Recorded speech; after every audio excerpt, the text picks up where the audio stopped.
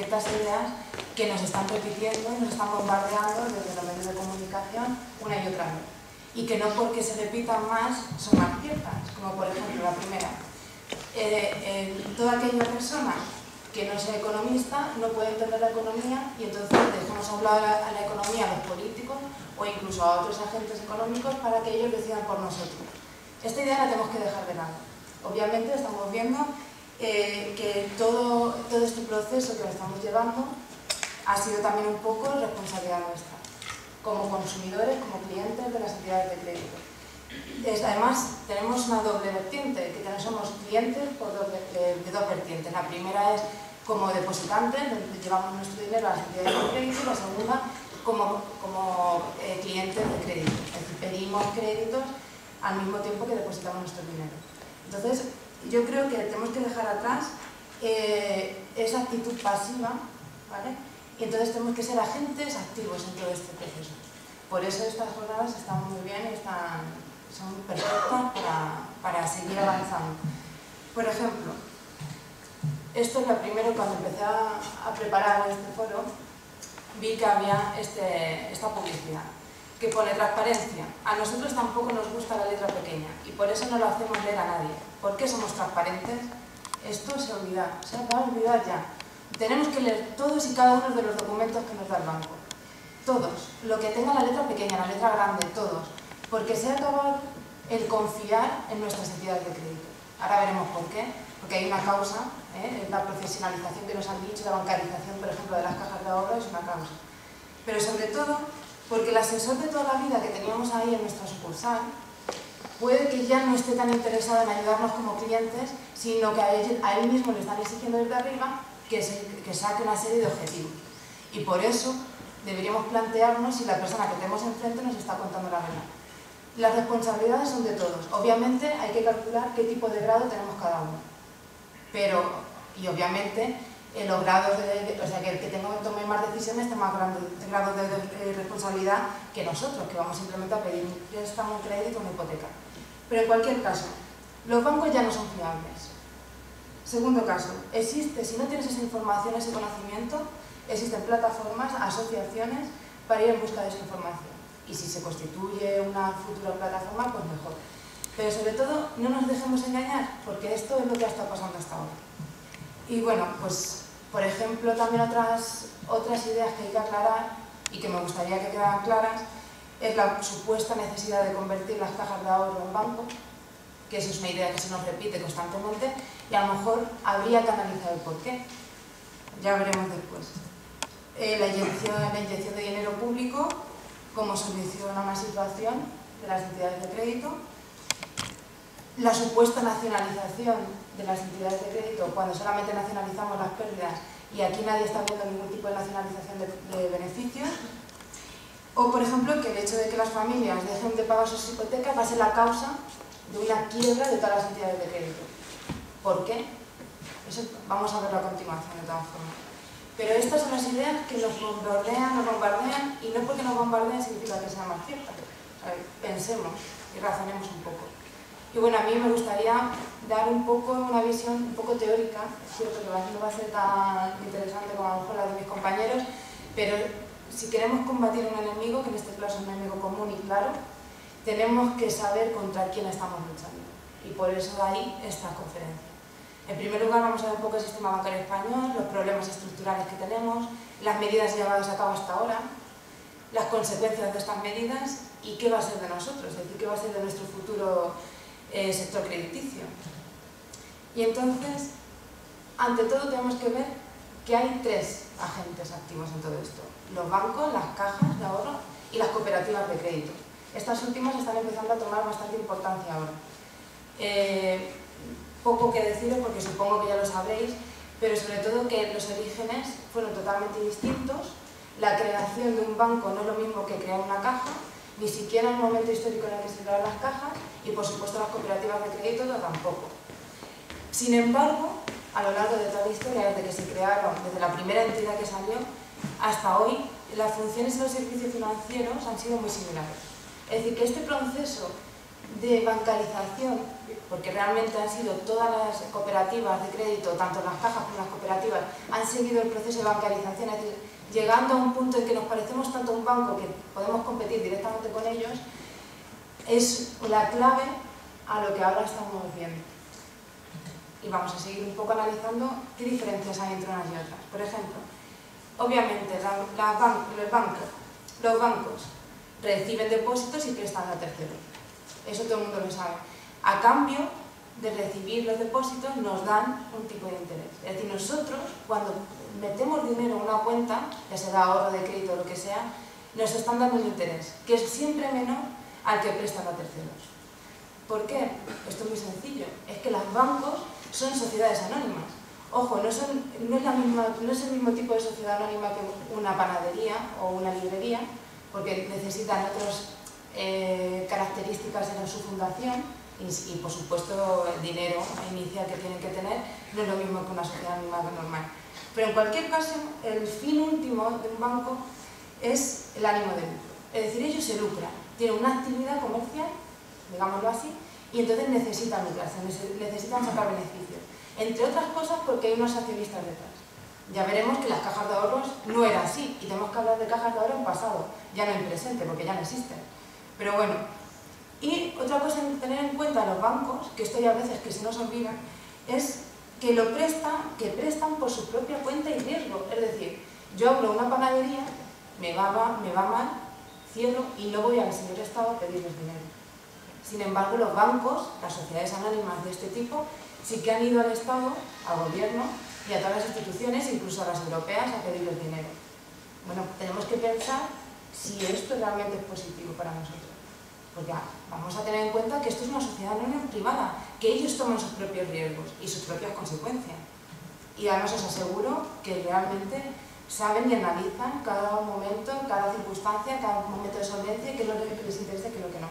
A comparación con nosotros, que realmente yo creo que tenemos que unirnos porque no tenemos claro qué puede ser tan beneficioso para nosotros como ellos. Pero en cualquier caso, vamos ahora a la diferencia con las cajas de ahorro. Las cajas de ahorro empezaron siendo fundaciones de naturaleza privada, bajo criterio de mercado, que nadie lo duda, pero con una finalidad social. Esta finalidad social es justo lo que llamamos obra social. Es decir, que si los beneficios totales de las cajas, como ahí viene, son 55.852 millones de euros, estamos hablando de 10 años, del 2000 al 2011. Un cuarto va a obra social. Las dos R's que veis ahí son las reservas. O sea, la mitad de esos beneficios irían a reservas, ¿vale?, para futuras pérdidas o futuros acontecimientos que necesitan las entidades, y un cuarto a otros fondos especiales, que bueno, que tampoco tiene mayor importancia porque luego también se reinvierte en la propia sociedad. Esta obra social, de verdad que hay veces que no nos damos cuenta del significado que tiene. A partir de ahora lo veremos, como por ejemplo la Universidad de Castilla-La Mancha. La Universidad de Castilla-La Mancha estará viendo ya que la obra social de la Caja Castilla-La Mancha no está, porque entre otras cosas estudiantes, profesores, material escolar, ordenadores, bibliotecas, libros, todo era financiado, incluso este edificio seguramente habrá sido financiado por la obra social, seguramente. Entonces, a partir de ahora veremos cómo nos va a repercutir directamente esta falta de obra social. Pero bueno, después veremos que esto es más importante de lo que parece. Las características principales, pues nada, una especialización en gestión de ahorro popular, esto lo sabe todo el mundo, la financiación de las familias y sobre todo la financiación de autónomos y pymes. Esto, al contrario que los bancos, que se han especializado más en grandes empresas, también es cierto que han dado financiación a autónomos y pymes, nadie lo duda, pero el fin de las cajas de ahorro era realmente ese, o sea, llegar a la gente, por decirlo de alguna forma, más pobre, ¿no?, a toda esa gente que está fuera del sector financiero, que no se podía financiar de ninguna otra forma, iba a su caja de ahorros, a su Montepiedad, a financiarse. Y por supuesto, por ese inicio, ese origen tan fundacional, tiene una raíz local, en algunos casos comarcal o regional, y esto es importante porque, por ejemplo, uno de los síntomas que se ha visto antes de la crisis, antes del 2007, en los últimos años, ha sido que las cajas de ahorros tenían sucursales en todas y cada una de las provincias de este país. Cuando su origen, su fundación, era, por ejemplo, nuestra caja Castilla-La Mancha, era la propia región, la comunidad autónoma, y tenía sucursales en Levante. Entonces, bueno, alguien me podrá decir, bueno, Levante está muy cerquita de Castilla-La Mancha, ¿de acuerdo? Oye, pues a lo mejor es que simplemente, pues, por ser vecinos teníamos que tener una sucursal allí. Pero, ¿y los gallegos? ¿Y cualquier otra caja que no sea cercana a Levante? O sea, eso fue simplemente un síntoma más de algo que se estaba gestionando mal, ¿vale? Y por supuesto, pues eso, a nivel regional, la red de las sucursales. Pero bueno, vamos a ver poco a poco. Hay las cooperativas de crédito. Esta es el tercer agente que tenemos que analizar. Las cooperativas de crédito tienen un objetivo social, que es financiar a sus propios socios y a terceros también. Pero las cooperativas ahora están teniendo mucho éxito, y más del que pensamos, sobre todo porque el control lo están ejerciendo los propios cooperativistas. Ya trabajen dentro de la cooperativa o no trabajen, simplemente sean socios cooperativos y ya está. Es importante saber que esto está en auge, porque además hay grupos que están luchando para que sus propias cooperativas sigan funcionando y que no se tengan que fusionar con otras cooperativas ni con otras entidades de crédito. Es importante saber que esto es otra alternativa, porque las cajas de ahorro ya hemos visto que ya han desaparecido, pero todavía nos queda otra vía de financiación. Y nada, simplemente pues aquí ver una de las causas de por qué las cajas de ahorro se han privatizado, porque llamémoslo a las cosas por su nombre. No han hecho otra cosa que desaparecer las cajas de ahorro como tales, pero su propio negocio ahora lo lleva un banco. Luego eso no es otra forma que llamar privatizar a un sector determinado. Entonces, aquí vemos que, por ejemplo, en activos totales, las cajas de ahorro tenían ya el 50% del sistema financiero, mientras que los bancos tenían un 44% y las cooperativas un 5%. Obviamente, la fecha desde que tomamos estos datos hasta diciembre del 2011, porque a partir del 2012 ya todos los datos que se tienen de las cajas de ahorro pasan a ser bancos y son los bancos los que los bancos están contabilizando sus propios activos. Pero como podemos observar también en créditos y en depósitos, las cajas de ahorro siguen ganando, tanto a bancos como a cooperativas. Esto es importante, porque tienen más del 50% del mercado crediticio en este país. Como ya no existen, es una pena, porque era una forma de tener una financiación pública, porque estaba en manos, su gestión estaba en manos de las comunidades autónomas, de las corporaciones locales, de los ayuntamientos, de los impositores, es decir, de nosotros como clientes también tenemos una representación en sus asambleas, y de los trabajadores. En ningún caso hay accionistas, es decir, todo el beneficio que tenían las cajas de ahorro iba directamente a la obra social. ¿Cómo puede ser posible que en este país se haya privatizado el 50%, como estamos viendo, del sector financiero y nadie haya dicho absolutamente nada? Es algo totalmente increíble y además que no ha pasado en todos los países, porque se nos está vendiendo también de que esto ha estado pasando en más países europeos. Han llevado otros procesos a cabo, pero es cierto que tienen una banca pública en muchos países europeos, incluso locales, como en Alemania. En Italia ha llegado a haber un proceso similar en España, también de bancarización, de privatización de sus entidades más públicas. Pero en cualquier caso, esto es un proceso de privatización y lo tenemos que ver como tal. Y bueno, sin más, necesitaban, desde algunos organismos, necesitaban algún tipo de justificante para privatizar las cajas. Claro, las cajas, al final, es el 50% de un sector que lo estás privatizando y necesitas una justificación. Pues ahí la tienes, la crisis. La crisis, la especulación, la inmobiliaria, todo esto es lo necesario para poder privatizar. Bueno, pues ahí lo tenemos, nadie ha dicho nada y creo que por lo que nos queda nadie va a decir tampoco mucho. O sea, que o nos solucionamos nosotros nuestros problemas o nadie va a venir a darnos. Porque aparte es un proceso que no tiene retorno. Cuando tú privatizas un sector, luego, tal vez, en algunos sectores determinados sí que pueden luego hacer público ese servicio. En las cajas no. En las cajas ya quedan como fundaciones, la parte legal, pero el negocio bancario como tal pasa a ser propiedad ya de los bancos, de los nuevos bancos. Y además ahora con todo el tema de bancos buenos, bancos malos, o sea, las cajas ya no van a ser recuperables. O sea, por muchos años que pase, por mucha necesidad que tengamos de financiación, que en el fondo es lo que pasa, nunca vamos a volver a recuperar las cajas de ahorro. Y entonces vamos a ver cuáles han sido los problemas estructurales. Los bancos, ¿qué pasa con los bancos y con las cajas de ahorro en este momento? Pues que son sociedades enormemente endeudadas. Es decir, tienen un patrimonio reducido, patrimonio neto reducido. Sin embargo, ese patrimonio neto, con eso, pueden causar y originar activos, dando efectivamente productos a sus clientes. Se pueden pedir a sus clientes, pero puede ser hipotecas o puede ser cualquier otro producto bancario, hasta 24 veces sus fondos propios. Eso no lo hace ninguna otra empresa, es imposible. Es decir, tienen tanto endeudamiento propio para dar un servicio que, como por ejemplo, y aparte los beneficios son tan elevados, que luego la justificación de que son muy grandes y que esto no puede caer un banco porque es tan grande y están tan endeudados que nos haría caer a todos los demás.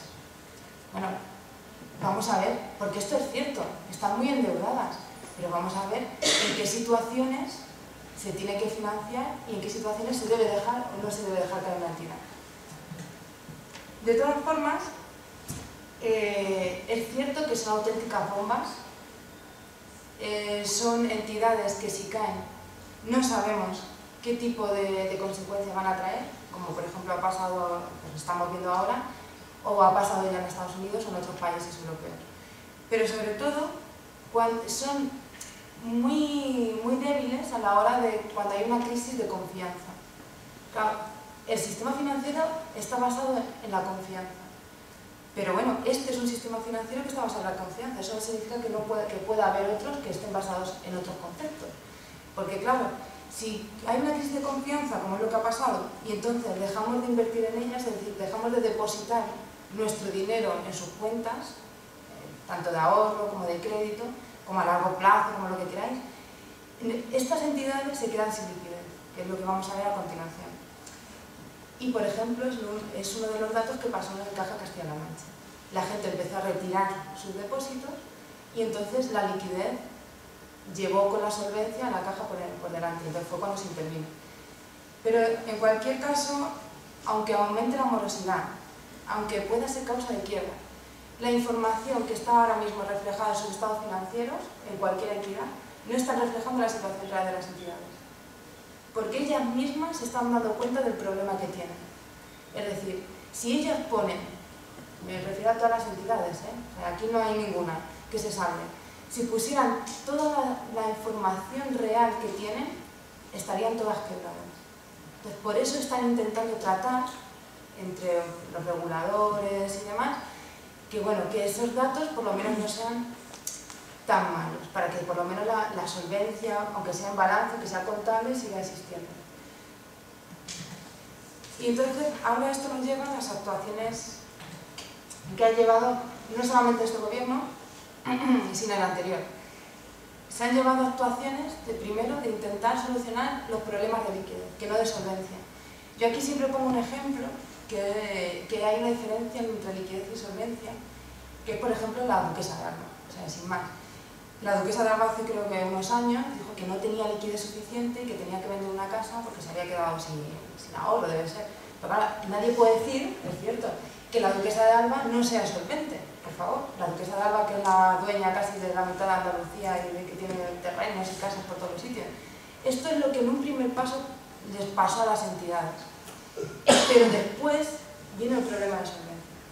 Porque las entidades no tenían nada detrás, no es como la Duquesa de Alba que podía vender una casa. Las entidades se quedaron sin liquidez en un primer momento y después quedaron sin solvencia. Entonces, ¿qué pasó? Que el gobierno anterior, junto con este, solamente quieren ver que hay un problema de liquidez y no de solvencia. Aunque lo digan, incluso. Entonces, todas y cada una de las pautas que han seguido han sido un poco para solucionar ese problema, sin meterse en muchas complicaciones, porque la solvencia es muy complicada, sobre todo una entidad muy grande, una entidad como, por ejemplo, cualquier banco español, pues es bastante complicada, que tienen consolidados, que, bueno. Entonces, en un primer momento se creó el FROB, luego el Fondo de Garantía de Depósitos, de las entidades de crédito, y aportaron dinero líquido directamente a las entidades, que solamente el 8% de las ayudas llegaron al capital. ¿Y el resto? Son muchos millones los que hemos depositado todos los españoles ahí. ¿Qué ha pasado con el resto? ¿Vale? Entonces, si es un problema realmente de liquidez o incluso de solvencia, debería ese dinero estar repercutiendo directamente en los balances de las entidades. Y bueno, por supuesto, los títulos de deuda avales también fueron una solución, por lo menos intermedia, como por ejemplo también pasó en Caja Castilla-La Mancha, que dio un aval antes de la intervención y demás. El segundo tipo de actividades que se han llevado a cabo, o las actuaciones: responsabilizar a las cajas de ahorros de la crisis financiera y proceder a su eliminación del escenario del sistema bancario. Pues esto ya lo hemos comentado. Es cierto que no tenían instrumentos adecuados para reponer su capital deteriorado, había un exceso inmobiliario, pero que no nos engañen, porque esto pasaba en todas y cada una de las entidades españolas. Luego esa justificación para privatizar las cajas de ahorro ya no me vale, directamente. Y una tercera vía, que era promover los procesos de integración. A ver, en un primer momento no solucionaba los problemas con los procesos de integración. Se hicieron los SIP, los famosos SIP, se fusionaron las entidades con otras, pero realmente, como todas las entidades, había unas que estaban mejor que otras, por supuesto había distintas clases de entidades, pero en el fondo el problema de solvencia, el problema base sigue estando ahí. Entonces, no se ha resuelto fusionando unas entidades con otras, se ha resuelto en un primer momento, el primer año de la crisis, en 2008-2009, pero ¿y después? ¿Cómo solucionamos ese problema? Y bueno, muchas entidades siguen siendo inviables, aunque no lo digan. De hecho, bueno, pues no voy a dar ningún nombre porque no es necesario, pero sí que hay muchos informes que se están planteando ya desde muchas plataformas diciendo que, bueno, que después de toda la ayuda y todo el apoyo económico siguen siendo inviables. Pero bueno, estas han sido las actuaciones llevadas. Y por supuesto nuestros reguladores están siempre diciendo que hay que aumentar las exigencias de las provisiones. Esto tiene un problema. Es que en un primer momento restringe la liquidez de las entidades y por otro que tampoco soluciona las pérdidas reales. Es decir, aquí tenemos el problema de que, por ejemplo, una gran promotora deja de pagar, está en concurso de acreedores y no paga todos los préstamos que tiene con un banco determinado. Bueno, si has provisionado bien, supuestamente esa operación ya tiene que estar en tu balance, aunque no lleve esa pérdida. Pero en estos casos, cuando no se ha provisionado bien ya, ¿qué vas a seguir provisionando? Que podría ser una solución. Pero todas estas consecuencias, o sea, que todas estas medidas tienen consecuencias. Hay que hablar, sobre todo, de qué es lo que están haciendo en estos momentos. Porque claro, todas estas medidas las contamos así de plan teórico, pero todas estas medidas tienen consecuencias muy duras. Por ejemplo, lo que estamos hablando aquí de la dación en pago, que seguro que una familia que está quedando sin casa, que está luchando día a día contra su sucursal, su entidad de crédito, y ellos te responden que no, que es imposible, que es inviable, porque claro, entonces vienen todas las familias aquí a pedirnos que vamos un poco más y que les regalemos la casa. Pero claro, ellos lo están haciendo ya, no nos engañemos. Lo que pasa es que son con grandes empresas, sobre todo con las grandes constructoras que tienen pérdidas, vamos, y las tendrán de aquí a años.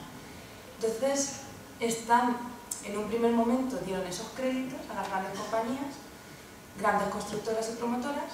Estas empresas han dado pérdidas y, sin embargo, las cajas, los bancos, las entidades de crédito en general, para no dar pérdidas dentro de sus cuentas contables, refinancian, por decirlo de alguna forma, porque también hay quitas, como ha dicho nuestra compañera, o incluso periodos de carencia, donde solamente se pagan los tipos de interés. En fin, existen muchos tipos de operaciones que luego las camuflan, pero que existen ya. O sea, lo que no puede ser es que esté existiendo esto con las grandes empresas y que luego a pequeñas familias no se lo estén dando.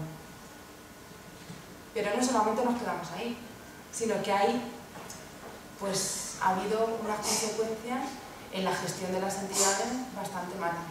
O sea, por ejemplo, el funcionamiento del buen gobierno corporativo, el que creamos que una entidad va a funcionar bien porque hay una ética, una moral detrás, eso nos han demostrado que es mentira. Ni los supervisores ni el Estado han actuado contra los administradores o los responsables. Yo todavía, es cierto que ha habido algunos casos, algunas denuncias por parte del Banco de España, bueno, hay gente que está implicada aquí, por ejemplo, en la CCM, les han puesto una multa, pero que son multas totalmente fuera de lo normal. O sea, no puede ser que todavía no haya habido juicios reales en contra de los gestores de las entidades de crédito. Sobre todo aquellas, las que hemos tenido que meter primero todos los españoles. Pero también, pues ya llevamos unos 141.000 millones de euros de dinero público, que es un 14% de nuestro PIB, invertido directamente en las entidades de crédito. Que, por cierto, es lo que hemos dicho antes, si todavía fueran entes públicos, pero siendo entes privados ya, yo si tengo el día de mañana una empresa y tengo pérdidas, pues no voy a ir a pedir tanto dinero, vamos, y ni me lo van a dar, obviamente, pero esto es una bestialidad de dinero y lo que falta todavía. De hecho, luego lo veremos, que esto es solamente del dinero del gobierno, es decir, del Estado español. Luego el Banco Central Europeo también ha inyectado más liquidez por otro lado. Y bueno, ¿por qué no hablar ya de los recortes a los servicios públicos? Porque todos estos recortes se están haciendo para financiar, aparte de otras causas, están siendo para financiar el dinero utilizado en la banca. Ya solamente en Bankia han invertido 28.000 millones de euros, 5 veces el gasto público en I+D del presupuesto del 2012. O sea, esto es una exageración, esto no puede ser así, porque si no, vamos a tener que vender hasta nuestras propias casas para pagarles a los bancos, que ya lo estamos haciendo. Luego, después, también hay más consecuencias, por supuesto. Se han ocultado pérdidas en los balances, que ya lo hemos dicho. Luego hay una mala práctica contable. Las firmas auditoras que firman y confirman que las cuentas están bien, ¿dónde están sus responsabilidades? ¿Quién está diciendo que estas firmas tienen que aceptar sus responsabilidades? De hecho, esto es una buena idea para la futura plataforma o incluso para las asociaciones como de nuestra compañera, es que, bueno, que habrá que hacer un movimiento ya para ver quién tiene esta responsabilidad y hasta qué punto puede ser la responsabilidad incluso penal. No puede venir una firma auditora y decir que sí, que las cuentas de las entidades son correctas, cuando luego se demuestra que no lo son. Bueno, otro tercer punto, que es el FLOP, que no ha cumplido los objetivos marcados. La CNMV, por otro lado, ha dado validez a todas las salidas en bolsa de estas entidades, incluido pues todas las acciones y demás. Y por supuesto, y por qué no hablar, de los despidos y las prejubilaciones, las mal llamadas prejubilaciones, que son ERES camuflados, de todas las entidades de crédito. Es que ya van por un 25% de la plantilla. O sea, esa gente también cuenta. Porque eso aparte que aumenta el paro, es que también estamos pagando nosotros esas prejubilaciones como españoles. O sea, todo esto son consecuencias de la mala gestión que han tenido durante todos estos años. ¿Y qué va a pasar con nuestro futuro? Porque realmente hablar del sector crediticio es hablar de nuestro futuro. Porque todo el mundo necesita una financiación, ya sea para su empresa, ya sea para comprarse una casa, un coche, para lo que sea. Entonces, ¿hacia dónde vamos? ¿A quién le vamos a poder pedir nosotros un préstamo, un crédito, una hipoteca? Pues hay un proceso de globalización, como bien sabréis, donde hay una mayor competencia, pero ahora tenemos un problema añadido. Aparte de tener que competir con entidades cada vez más globales y más competentes, entre comillas, y entidades, por ejemplo, que ahora van a venir de otras partes de Europa o del mundo, de Estados Unidos incluso, es que encima vamos a estar sin el sector público que teníamos en las cajas de ahorro. Porque no nos olvidemos de que si ha habido tipos de interés y han estado controlados de alguna forma, es porque la competencia de las cajas de ahorro han estado durante toda nuestra historia. Es decir, que los bancos no han sido más abusivos aún porque había una parte, el 50% de nuestro sector bancario, que estaba controlando de alguna forma que esos precios no subieran. Vamos, y esto es importante. Porque claro, si el sistema financiero español ya no recoge el exceso de ahorro de una parte de la población para satisfacer las necesidades de financiación de otra parte, es que esta función ya no la realiza, porque de hecho la financiación ya está cortada. Si alguien conoce a un empresario, a un autónomo, les dirá que ya los bancos ya no le financian. No tienen líneas de crédito, las empresas cada vez no pueden pagar ni siquiera a sus trabajadores, porque esta función que tenía, que es una función social al final, los bancos, ya no la están dando. De hecho, habrá que empezar a pensar las posibles soluciones, que entre otras de ellas pues, es ver por qué se están cogiendo todo este dinero y se están guardando sus balances. Porque claro, si es para tapar pérdidas ya ocurridas y por eso no está saliendo esta financiación al mercado, pues entonces vamos a ver qué otra forma podemos incluso invertir los mismos millones de euros que llevamos invertidos, pero en otra forma, o en otras fórmulas que realmente lleguen a la sociedad, que realmente nos lleguen a nosotros. Porque si no, no tendríamos que tener bancos. Y bueno, pues simplemente, como posibles soluciones, deben sanear sus balances. Hasta que no salgan sus balances, los bancos no van a poder seguir continuando con su labor. Reconocer primero las pérdidas por créditos irrecuperables, que esto es lo mismo. Hasta que no hagan eso, nada. Y por supuesto, exigir más provisiones, sí, pero como no es exigir más provisiones, como han hecho nuestros reguladores y al mismo tiempo decir, bueno, pero que si tienen dividendos, si tienen beneficios, aunque sean contables, que repartan dividendos. No, señores, si estos bancos realmente están dotando provisiones, están dotando pérdidas que son reales, ¿por qué los accionistas finales van a tener un beneficio que nosotros no estamos llegando a ver? Es decir, porque si esto realmente es una actividad social con un beneficio social final y no estamos viendo ese beneficio por ningún lado, ¿por qué los accionistas del banco X sí tienen que estar viendo ese beneficio? Es que esto no tiene ningún tipo de sentido. Y sobre todo, pues que no se están recapitalizando bien, no se están haciendo correctamente, no está habiendo un control exhaustivo de las entidades donde va ese dinero. Al mismo tiempo que haya más fusiones entre entidades, significa que las entidades van a ser más sistémicas, es decir, que efectivamente haya un problema en el que caiga una, caigamos todos de verdad, porque al haber menos competencia, haber una sola entidad o varias entidades que aglutinen a todas las demás, eso sí que lleva un riesgo sistémico real. No el riesgo sistémico que nos han hecho creer para privatizar las cajas, sino uno real.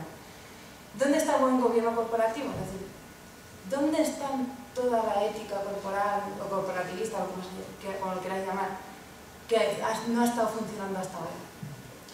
¿Y qué pasa si el Fondo de Garantía de Depósitos se agota? O sea, estas son las preguntas claves que debería alguien también respondernos, porque todo esto van a ser problemas futuros, si no lo son ya. Por supuesto, que alguien nos dé explicaciones del papel del Banco Central Europeo. No puede ser que el Banco Central Europeo dé o preste dinero a las entidades de crédito a un 1% de interés y sin embargo luego estas entidades, que sean las mismas entidades, que compren nuestra deuda a un tipo de interés exagerado y que ese margen de beneficio se lo estén llevando los bancos. No, para esto no. O sea, que nos expliquen exactamente por qué y para quién están dando ese dinero. Y luego, por supuesto, el riesgo moral que trae todas estas circunstancias y lo más importante, que es lo que nos importa en estos momentos, que son los desahucios masivos que se están haciendo a miles de familias. O sea, esto está siendo una causa directamente de una mala gestión anterior, pero también va a ser un futuro que lo tenemos ya y que no va a acabar. Y entonces ya para terminar, la banca privada ya ha perdido su función social. Esto es cierto, lo hemos visto hasta ahora, que es el de proveer crédito. Si no nos ofrecen crédito, si no ofrece crédito, no tiene lógica su existencia. Luego habrá que buscar otras alternativas. De momento, la alternativa de crear plataformas de defensa de los consumidores, de los clientes, de los hipotecados, creo que es una buena opción. Pero sí que deberíamos pensar en un futuro en qué nos beneficia. Y yo creo que ya está. Muchas gracias.